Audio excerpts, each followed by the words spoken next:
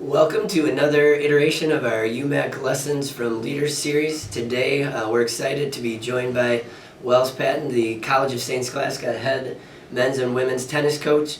Wells has had quite a history in terms of leading the Saints programs to success. A few accolades. Wells has helped both the men and women combine for over 40 UMAC regular season championships. Has also helped the Saints claim combined nearly 40-38 as well tournament titles, leading both programs to the NCAA Division III championships, including the women 7 times since 2008.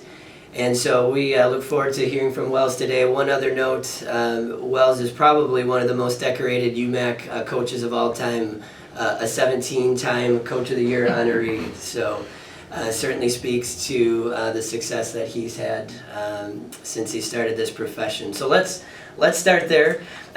Coaching, certainly you've been doing it for a while. This is the 24th year now with the Saints program, and even before that, I know you started earlier than that. What pushed you to get into coaching? Why did you start?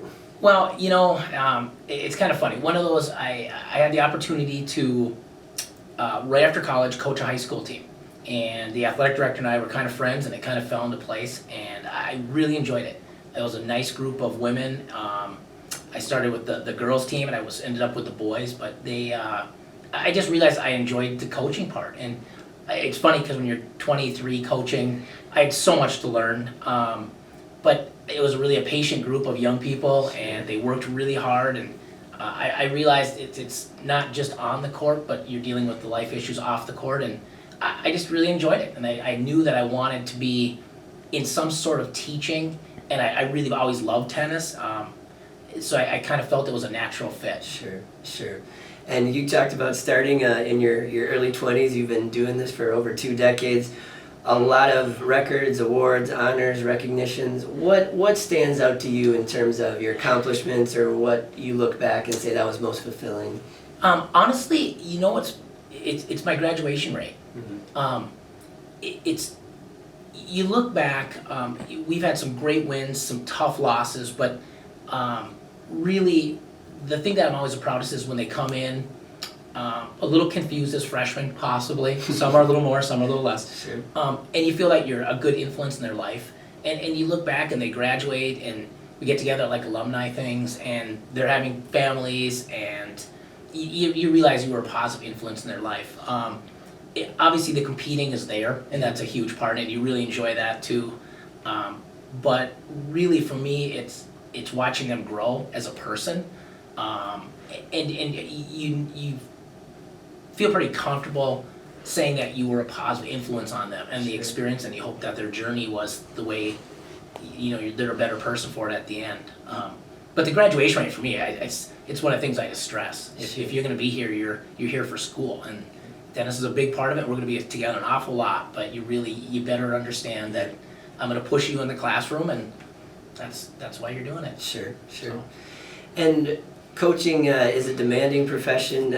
You've obviously had a lot of success doing it, but it's early mornings, long nights, long weekends. Tennis in particular, the season length is incredibly long. How do you take care of yourself? How do you kind of make sure you're doing okay and health-wise, your well-being? How does a Division III coach try to make sure they're in a good space? It's tricky at times.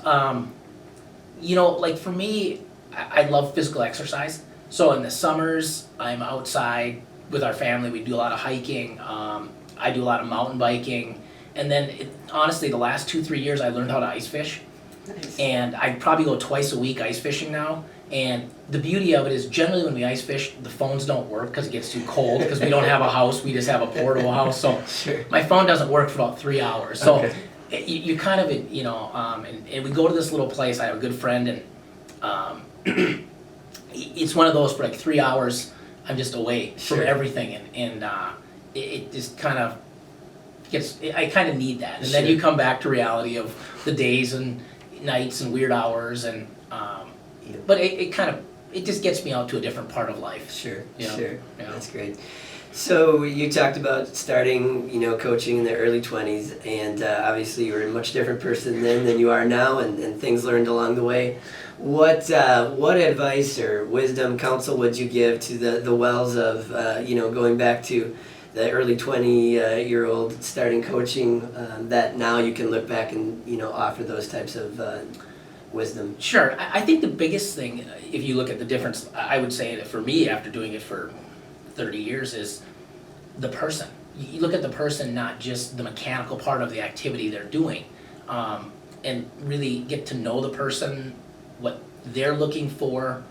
That's probably the main thing that's changed for me. I think when you're really young, the X's and O's and the winning and losing is kind of what you focus on.